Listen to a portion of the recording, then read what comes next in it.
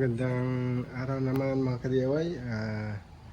Meron pa akong naririnig na tubig sa tuwing nag-break ako dito sa aming Ford Everest 2010. So titingnan natin sa ilalim para i-drain natin kung nandun nga.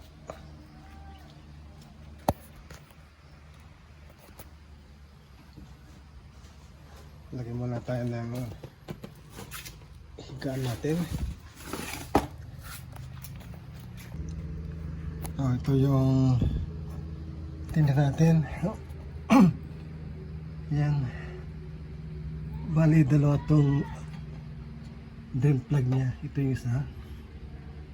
Yan, meron ng tubig saka meron pa pala rito tumutulo, saka yung isa nandun pa sa dulo. Yan o. So buksan muna natin tong dito sa tabi.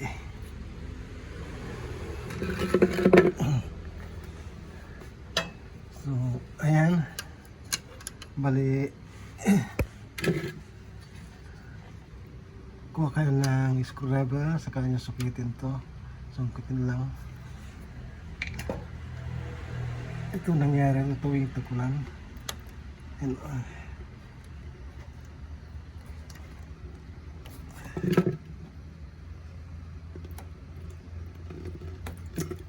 ayan.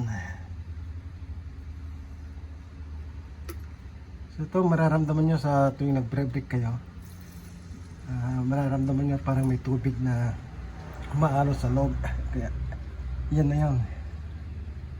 Ito yung plug nya, rubber plug.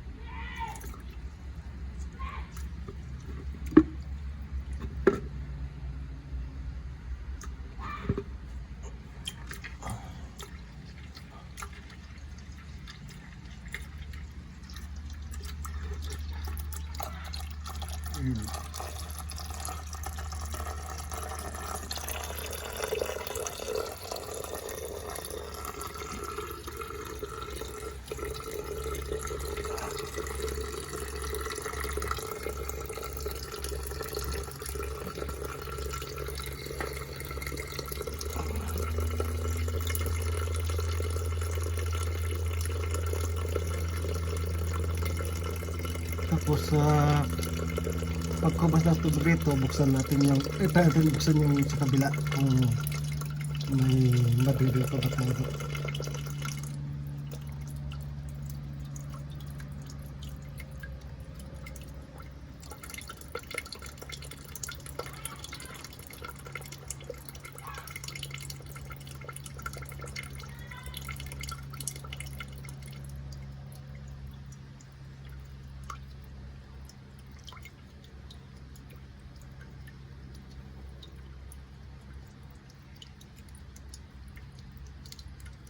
Sa paubos na yung tubig niya. Hindi ko alam kung sa kabila ay may meron pa tayong battery yung dun sa harapan, kung matanggal natin yung drain plug niya.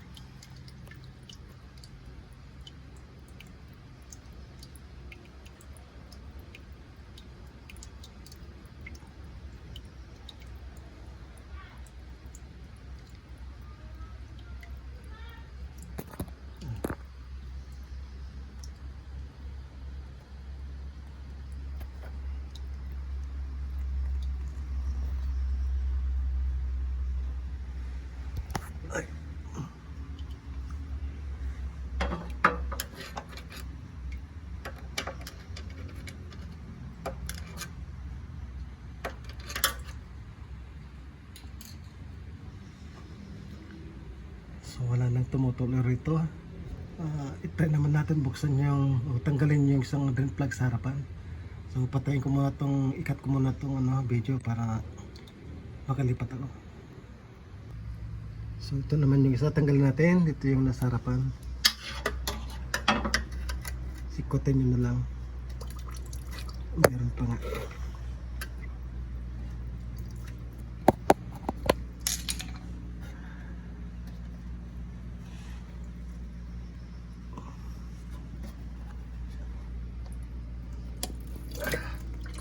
Ito yung tanggal natin.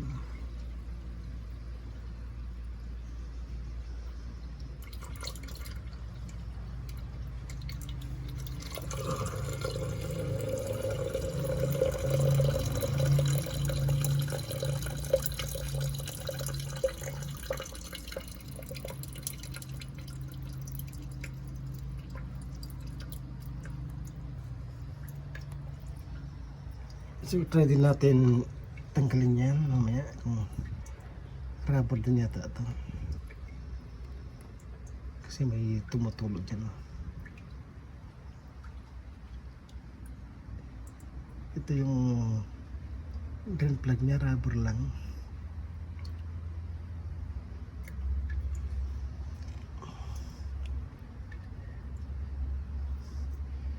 So,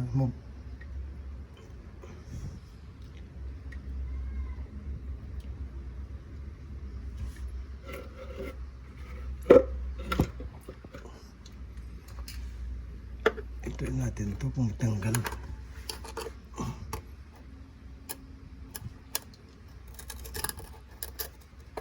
Ayun, natanggal nga. So wala nang tubig rito.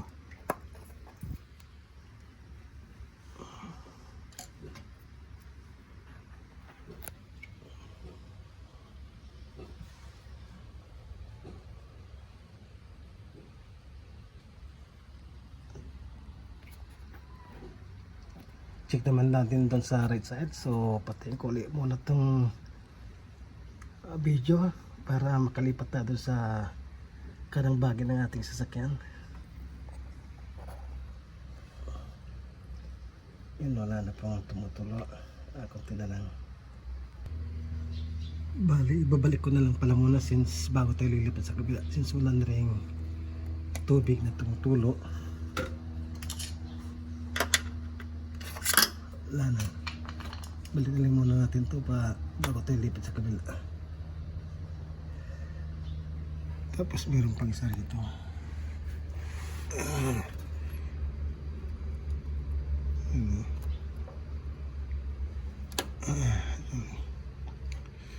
So lipat tayo dun sa kabilang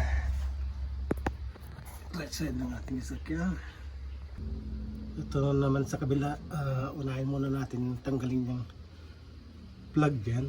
Tingnan natin kung may tubig, pero wala akong napapansin na tubig kasi rito. Meron din.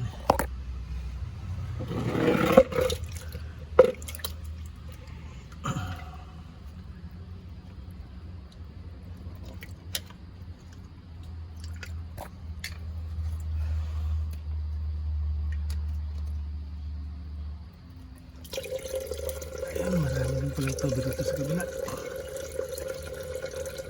Ito yung drain plug niya.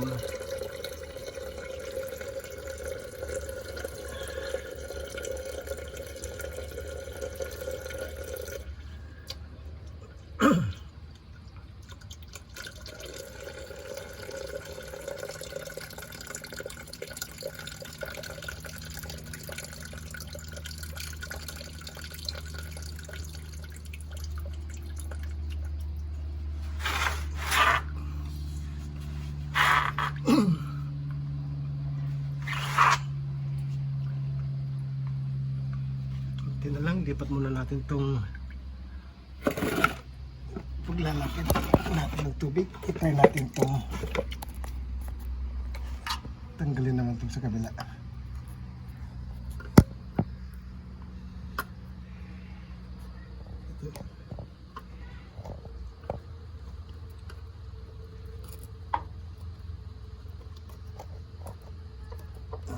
Wala na. So na-drain na pala natin sa harapan.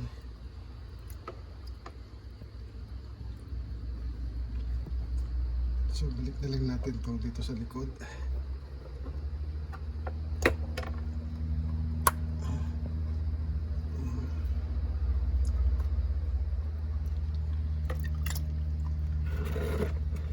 Tapos pwede na rin natin ibalik yung nandun sa may harapan.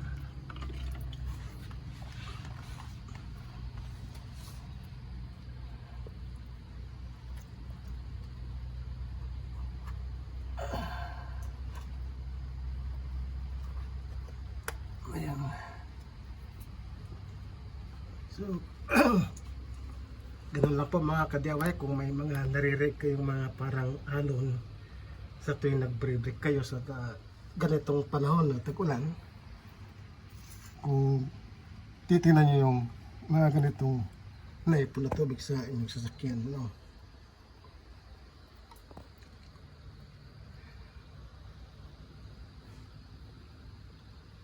Sa Ford Everest 2010,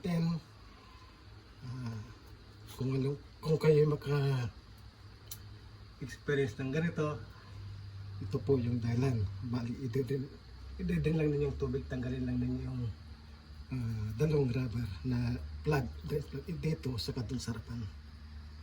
So yun lang po mga ka-DIY, sana'y makabigay ng konting idea sa mga katulad kong may Ford Everest na nakakaramdam ng ganitong parang may alon sa loob ng sasakyan o let's say may tubig.